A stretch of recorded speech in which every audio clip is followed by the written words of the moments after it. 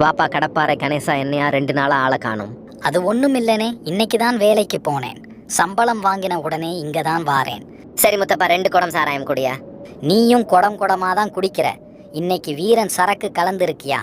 எடுத்துக்கும் போ, ராஜ போதையா இருக்கும், படுத்தா அப்புறம் எந்திரிக்கவே மாட்டேன்.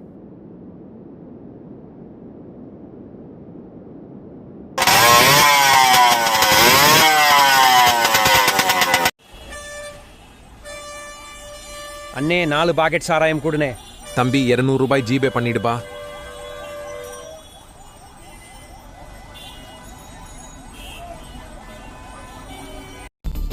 கள்ளக்குறிச்சி கருணாபுரம் பகுதியில் இன்று ஒரே நாளில் 4 ஆண்கள் மரணமடைந்தனர்.